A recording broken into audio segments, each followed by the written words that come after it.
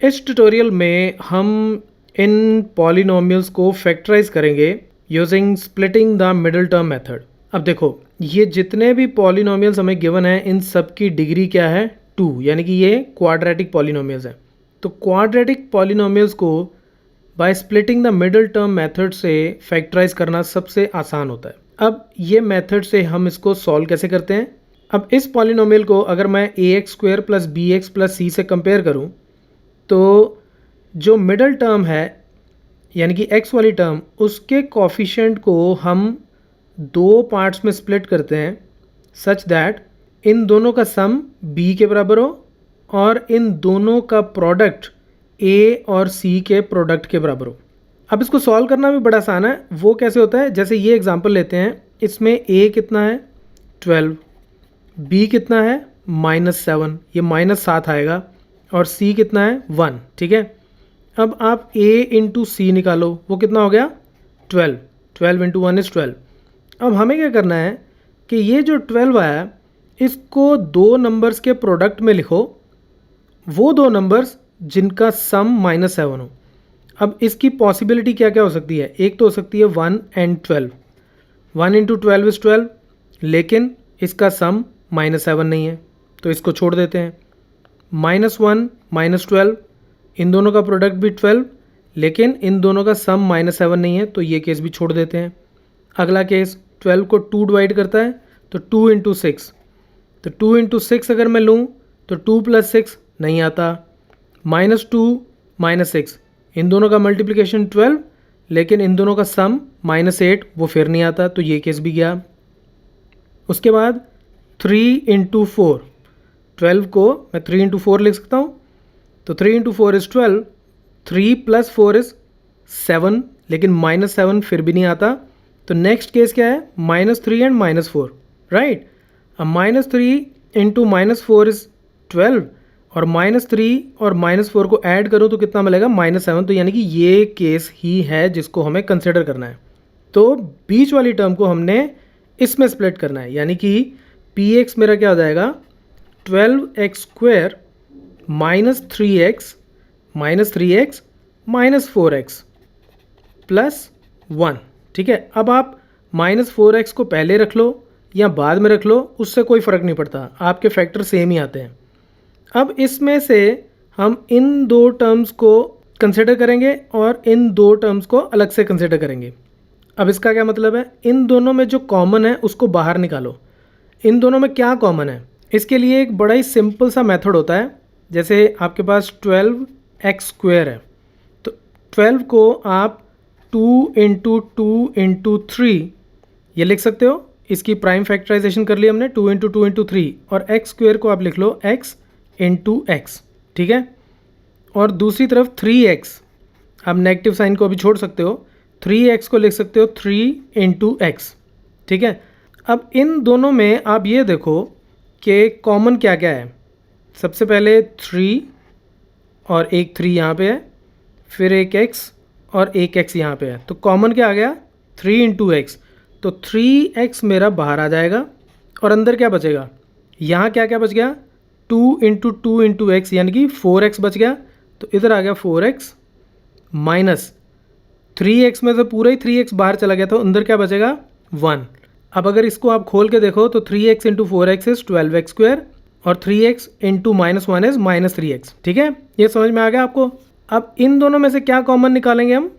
मुझे अंदर चाहिए 4x माइनस 1, ये है -4x प्लस 1, तो इसका मतलब अगर मैं -1 कॉमन निकाल लूँ तो अंदर क्या बच जाएगा? 4x minus 1। ये समझ गए आप? क्योंकि मुझे 4x माइनस 1 ही यहाँ पे भी चाहिए अंदर। ठीक है, तो इसलिए मैं -1 बाहर निकाल लेता हूँ, क्योंकि ये इन दोनों में कॉमन कुछ नहीं है। कॉमन कुछ नहीं है तो यानी कि 1 ही कॉमन है। 1 को इससे मल्टीप्लाई करो, इससे मल्टीप्लाई करो, तो मैं 1 ही बाहर निकाल लेता हूँ, लेकिन नेगेटिव साइन के साथ। अब इन दोनों को ले लो।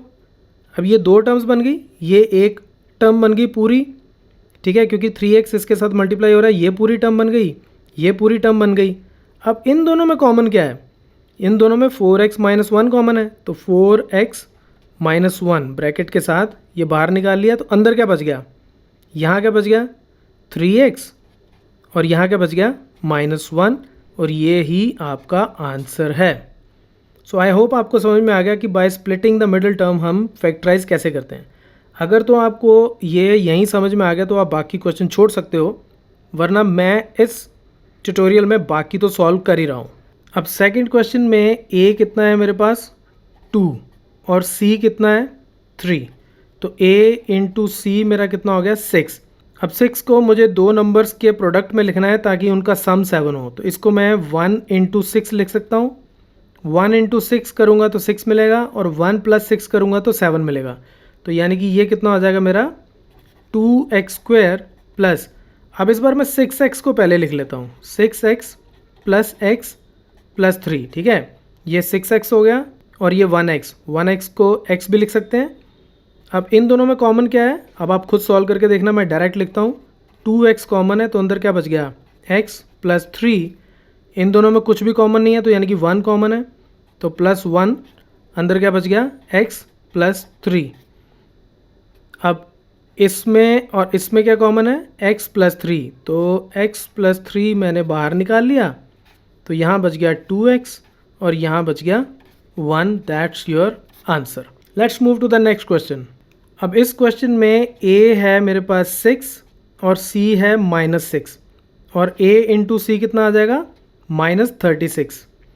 तो -36 को मैं सीधा ही लिख देता हूँ। अब इसको मैं 9 और -4 इन दोनों का मल्टीपल लिखूँ तो 9 इंटू -4 कितना हो जाएगा -36 और 9 प्लस -4 कितना हो जाएगा 5, ठीक है। तो यानी कि इसको मैं लिखूँगा 6x² plus 9x minus 4x minus 6।